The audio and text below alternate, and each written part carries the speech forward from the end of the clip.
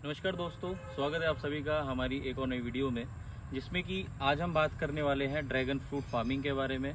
जिसमें कि आज हम आपको बताएंगे कि आपको स्टार्टिंग से लेकर प्लांटेशन से लेकर के आपको हार्वेस्टिंग तक का आज का हम जो है तो पूरा इस वीडियो के माध्यम से आपको बताएंगे कि किस हिसाब से जो है तो एक फार्मर जो है तो स्टार्टिंग जो है तो ड्रैगन फ्रूट की कैसे कर सकता है।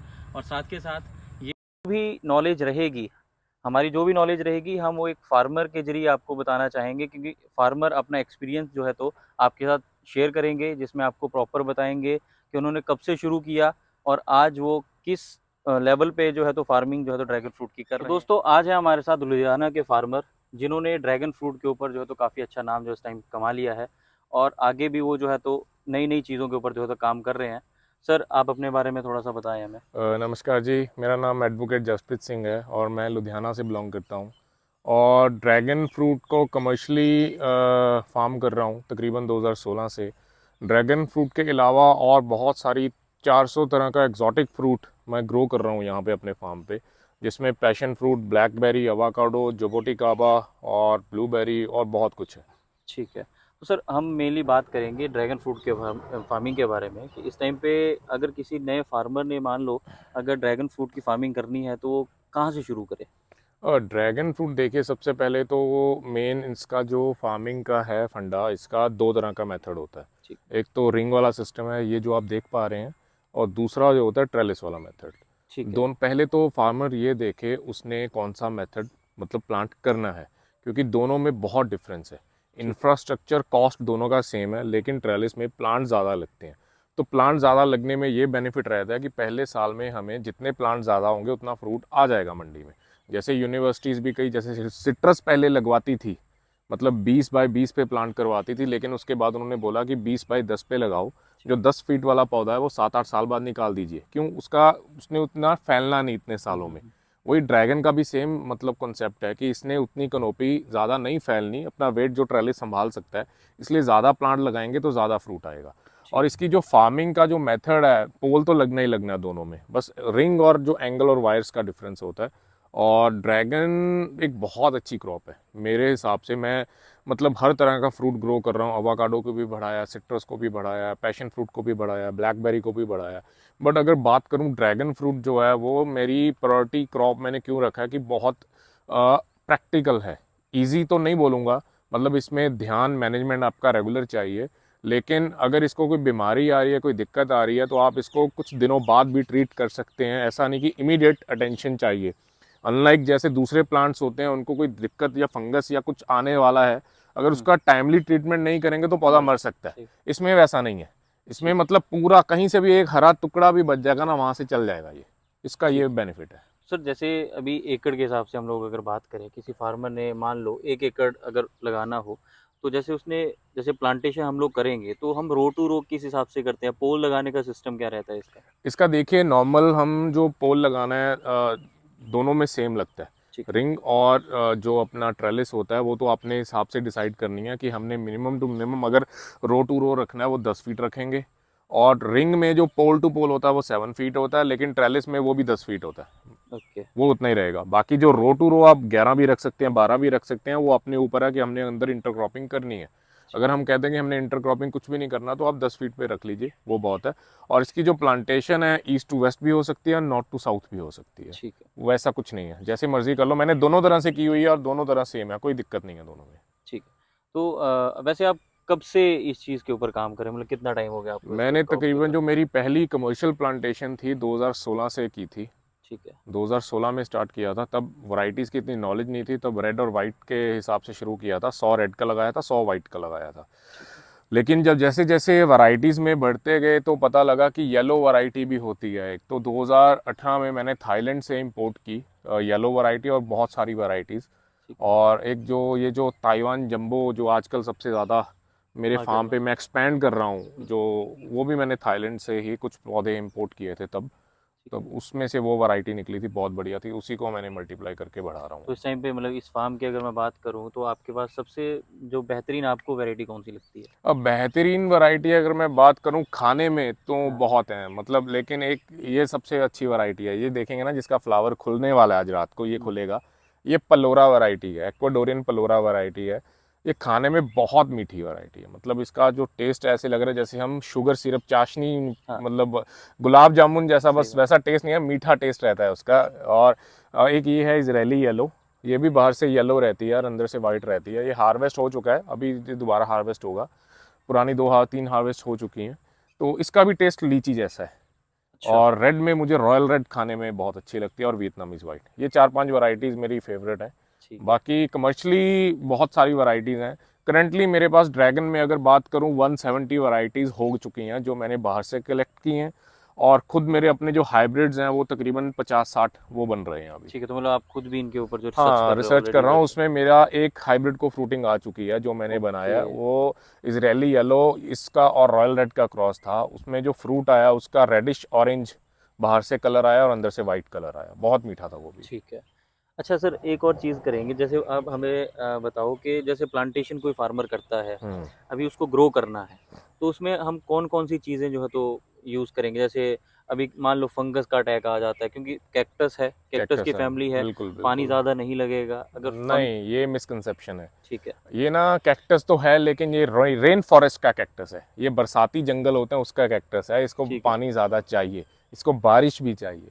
मतलब इसको जब बारिश आती है ना तो ये फ्लावरिंग इंड्यूस होती है। तो ओके। नॉर्मली हमने बहुत सारे ट्रायल कर रहे हैं, जैसे बारिश से पहले 1 2 महीने पहले हमने इसको नहलाना शुरू कर दिया था पाइप से, उन प्लांट्स में फ्लावरिंग पहले आ गई। अच्छा। तो ये रेन फॉरेस्ट का कैक्टस है, जब इसको लाइट पूरी मिलेगी, बारिश मिलेगी, और ये फ्लावरिंग जल्दी उठाएगा। मतलब ये एक लोगों का एक मिथ बन गया है कि पानी हाँ, ज़्यादा नहीं देंगे। पानी नहीं, इसको पानी चाहिए ज़्यादा, लेकिन ऐसे नहीं कि आप डेली पानी दे दो, हाँ, ऐसा नहीं। मॉइस्चर जब भी मेंटेन करना पानी चाहिए। देना है खुला देना है, ठीक है। मतलब इसको जितना मतलब दबा के पानी दोगे मतलब ना। जैसे फ्लडिंग हम लोग करते हैं, हाँ, है अगर ना? फ्लडिंग करेंगे, एक बार करेंगे, ड्रिप से भी चलेगा, हाँ। लेकिन फ्रूटिंग टाइम में इसको पानी ज़्यादा चाहिए। ठीक मतलब है। ऐसा ज़्यादा नहीं चाहिए कि डेली चाहिए। आज दे दिया, जब तक मॉइस्चर खत्म नहीं होता, या हल्का सा मॉइस्चर खत्म होने वाला, ऊपर का सूख गया, नीचे मॉइस्चर है, तब जरूरत नहीं है। जब नीचे वाला भी सूख गया तब पानी देना है इसको। ठीक है। मतलब दोनों पानी में डिफरेंस होना चाहिए, लेकिन जब भी पानी देना खुला देना है। खुला देना, हाँ, मतलब उससे बहुत प्रॉपर अच्छा चलेगा, भर बहुत जाए। अच्छा चलेगा। ठीक है। और दूसरी चीज़ के ऊपर अगर हम बात करें, जैसे अगर हम स्प्रेस की बात ले हम्म। लेते हैं, तो जैसे हम फंगीसाइड का स्प्रे लेते हैं, तो आप जैसे पूरे फार्म में आप किस हिसाब से आपने शेड्यूल फॉलो करते और हैं? शेड्यूल इसका देखिए, नॉर्मल क्या है कि जैसे फंजी साइड इसको ज़्यादा और कोई पेस्ट पड़ता नहीं है हुँ। ज़्यादा, इसको सिर्फ फंगस की प्रॉब्लम है। फंगस की प्रॉब्लम भी तब होती है जब हम प्रिवेंटिव एक्शन नहीं ले पाते। नॉर्मल क्या है कि मौसम, हवा में फंगल स्पोर रहता है, ठीक है। वो प्लांट के ऊपर आके बैठ गया। ठीक है। अभी फंगस का मौसम नहीं है, मतलब उसको फेवरेबल टाइम नहीं है उसका काम करने का वो, लेकिन ठीक। इसके अंदर बैठ चुका है। जब भी उसका फेवरेट टाइम आएगा, मतलब उसका जो टाइम आएगा फैलने का, तब हमें डैमेज नज़र आने लग जाएगी। अच्छा। फंगस तो ऑलरेडी प्लांट के अंदर बन चुका हाँ, होता है, मतलब लेकिन जो येलो येलो शेड हम जो देखते हैं कि प्लांट को फंगस आ रही है, वो एक्चुअली उसका डैमेज दिख रहा होता है। हाँ, फंगस तो प्लांट में होती है अगर हम फंगल इसका स्प्रे नहीं करते जी। फंजीसाइड का। तो नॉर्मली प्रिवेंटिव स्प्रे हमेशा किया करें मौसम के बदलने से पहले। जैसे अभी बरसात निकल रही है, सर्दी आने वाली है, ठीक तो है। रात और दिन का ठंडक बढ़ रही है, बढ़ कोहरा रही है, पड़ने सही लग बात। गया। तो अभी एक आधा फंजीसाइड का हम अगर इसको प्रिवेंटिव स्प्रे दे देंगे ना, तो कोई अटैक नहीं आता, तो आपको ठीक है। स्प्रे भी कम लगेंगे। नॉर्मल क्या करते हैं लोग, स्प्रे प्रिवेंटिव एक भी नहीं करेंगे, उसके बाद 10 स्प्रे कर देंगे पौधे को बचाने के लिए, उसका कोई फायदा नहीं है। बेटर है कि आप एक स्प्रे तब करो और एक स्प्रे सीजन में करो, 2 मतलब स्प्रे से हम आपका लोग इस कंट्रोल हो हिसाब से जाता है। लगे मंथली हम 2 स्प्रे ले लें तो नहीं, बहुत मंथली एक स्प्रे बहुत बहुत होता है, होता है। बहुत, मतलब मंथली भी नहीं, जब मौसम चेंज होने वाला होता है। तब जैसे उसी टाइम बारिश में आप कर सकते हैं 2 स्प्रे, जी। जब डेली बारिश हो रही है तब चलेगा। लेकिन जैसे अब टाइम है कोई बारिश नहीं है, तो अब मतलब ठंड आने वाली है, तो एक स्प्रे सफिशिएंट है, और बाकी दूसरा स्प्रे हम दिसंबर के आसपास करेंगे। तो सर, जैसे ही आपने ना पोल लगाया हुआ है, अब हम्म। मान लो किसी फार्मर ने अगर इसके ऊपर काम करना है, तो क्या कुछ खर्चा बन जाता है? कॉस्टिंग क्या कुछ पड़ जाती है इसके लेकिन ऊपर? नॉर्मली मैं रिंग सिस्टम की ही बात करूंगा, अभी ट्रेलिस की बात नहीं करेंगे, हुँ। क्योंकि इंफ्रास्ट्रक्चर कॉस्ट दोनों में सेम है। ठीक है। तो नॉर्मल रिंग सिस्टम में 1 एकड़ में 450 से लेके 500 खंबा लगता है। ठीक है। तो वो खंबे का जो कॉस्ट रहता है वो आपके लोकल में क्या रहेगा उससे मैटर करता है। क्योंकि हमारे यहाँ पे मतलब 400 से लेके 600 में मिल रहा है, अरुणाचल प्रदेश में वही 2000 में है। तो वो रीजन वाइज रीजन हुँ। मतलब वेरी करेगा जगह के कितना है, हिसाब से हाँ, मतलब जगह के आप हिसाब से कि आपके वहाँ पे खंबे का और रिंग का खर्चा कितना है। मतलब जैसे प्लेन एरिया है वहाँ पे 600 के आसपास खंबा रेडी होना चाहिए, हो जाना मतलब पहुँच चाहिए। के साथ। हाँ, मतलब पहुँच के साथ रिंग वाले सिस्टम में, ठीक है। क्योंकि अकेला पोल जो है वो 380 से 400 रुपये में पड़ता है, और जो रिंग का खर्चा 150 से 200 रुपये में पड़ता है।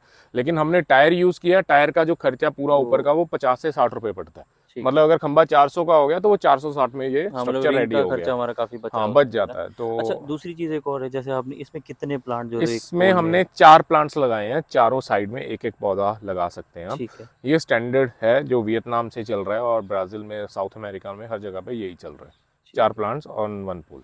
और जैसे इसकी फ्रूटिंग की बात करें, जैसे मान लो कोई प्लांटेशन होती है तो कितने सालों में फ्रूटिंग आना शुरू हो जाती है पहले इसकी? साल में उठा लेता है नॉर्मल, और पहले साल, 1.5 साल बाद मैं बोलता हूँ। रीज़न क्या है कि जब जैसे ना अब मैच्योर कटिंग अब लगाएंगे, मान के चले अब फरवरी का टाइम है, अभी लगाया तो ये ग्रोथ पकड़ेगा। ठीक है। अब अभी चल रहा है जुलाई, अगर आपने प्लांट अब डाला तो ये अभी फ्रूटिंग उठा लेगा। अच्छा। मतलब 8-10 इंच का या 12 इंच का पौधा जून में भी फ्लावरिंग उठा लेता है कई बार, ठीक है। क्योंकि उसका फ्रूटिंग का टाइम चल रहा है। तो एडवाइजेबल ये होता है कि 1.5 साल बाद आप फ्रूटिंग लें, आपका जो कनोपी हल्का सा प्लांट ऊपर पहुंच जाए तब आप फ्रूटिंग ले सकते हैं। ठीक है। और दूसरी चीज़, जैसे अभी हमने प्लांटेशन कर दी तो हम्म। हमें क्या कुछ चैलेंजेस आ सकते हैं? मतलब हमने प्लांटेशन जब इसकी करनी है तो हमें क्या कुछ चीज़ें इसमें, खाद वगैरह क्या डालनी पड़ेगी? देखिए, जब नई प्लांटेशन होती है, जब इसकी कटिंग या हमने रूटेड प्लांट लगाना है, इमीडिएटली आपने इसको कुछ नहीं देना। ठीक है। इसको आपने फंजीसाइड में डिप करके लगाना है, ठीक है। क्योंकि कई बार मिट्टी में फंगस होती है होती या है। बैक्टीरिया होता है, तो वो फंजीसाइड और बैक्टीरिया साइड में डाल के आपने इसको लगा देना। उसके बाद आपने इसको थोड़ा सा स्टार्टिंग इनिशियल 3-4 मंथ्स देखना है, कोई प्रॉब्लम तो नहीं आ रही, प्रिवेंटिव फंजीसाइड स्प्रे कर दें तो इसको कोई ज़्यादा दिक्कत नहीं है। और जो भी आप ऑर्गेनिक कंपोस्ट या कोई खाद देनी है वो कम से कम 1 महीने बाद शुरू करें, ताकि प्लांट ठीक अपने है। आप को स्टैब्लिश कर ले, रूट्स स्टैब्लिश हो जाए, वो खाना लेने लायक हो जाए। नॉर्मली क्या कि मैंने बहुत बार देखा है, लोगों की जो सोच है ना, दूसरे पौधों के साथ इसको देखते हैं, मैच कर मतलब देते आम का, अमरूद का, वो गोबर के खाद के साथ ही उसको डाल डाल देते हैं, देते हैं लेकिन इसमें। इसका ऐसा नहीं है। इसके पौधे के साथ अगर आप खाद डालेंगे तो वो इसका जो फ्लैश होती है ना, वो अगर खाद इसके साथ लग जाएगी तो वो कंपोस्टिंग का काम हो जाएगा इसके साथ, ये गलने अच्छा। लग जाएगा हाँ। कंपोस्ट की तरह। तो इसको ग्राउंड कोई पड़ भी जाता खाद है। देनी है तो वो 1 महीने बाद पौधे को एस्टेब्लिश होने दो।